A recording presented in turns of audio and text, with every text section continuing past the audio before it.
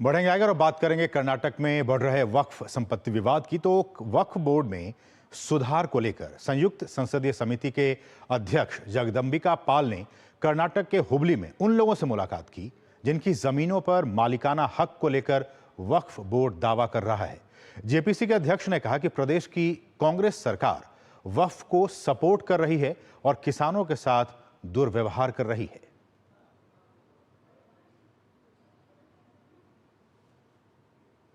कर्नाटक में किसानों की जमीन को वक्फ बोर्ड की संपत्ति बताए जाने के मामले पर राज्य में सियासी हंगामा खड़ा हो गया है। दरअसल इन किसानों की जमीन पर वक्फ बोर्ड ने दावा किया था, जिसे लेकर कर्नाटक में राजनीतिक विवाद गहरा गया है। इसी कड़ी में किसानों के एक प्रतिनिधिमंडल ने हुबली में वक्फ संशोधन विधेयक पर बनी जेपीसी के अध्यक्ष जगदंबिका पाल से मुलाकात की और कांग्रेस सरकार की मिलीभगत से किसानों की जमीन वक्फ की बताए जाने के खिलाफ ज्ञापन सौंपा। किसानों से मुलाकात के बाद जगदंबिका पाल ने कहा, किसानों का कहना है कि वो लगभग 70 वर्षों से यहाँ रह रहे हैं, लेकिन इसके बावजूद वक्फ बोर्ड उनकी जमीन पर स्वामित्व का दावा कर रहा है। वहीं बसवराज बोम्मई ने कहा, यह सत्ता के दुरुपयोग का मामला है, जहां किसानों की जमीन को वक्फ संपत्ति में बदल दिया गया।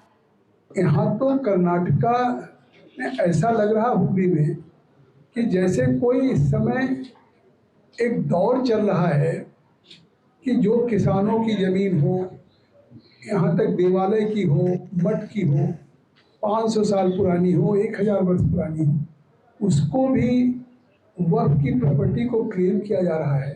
This is a classic case of waqf powers. The waqf powers are very well defined, but however, in Karnataka, the present government and the waqf Adalat and ministers have totally misused it. इस बीच प्रभावित किसानों ने बेंगलुरु में देवनहल्ली जिले के प्रभारी मंत्री KH Muniyappa के आवास के सामने विरोध प्रदर्शन किया। वहीं जगदंबिका पाल की किसानों के साथ बैठक को कर्नाटक के डिप्टी सीएम डीके शिवकुमार ने राजनीतिक स्टंट करार दिया। उन्होंने कहा, प्रदेश की भूमि से जुड़ा यह विषय राज्य का है, न कि जेपीसी का। This is all a political drama. Since the election is there, they are no way connected. It is a state land, is a state subject.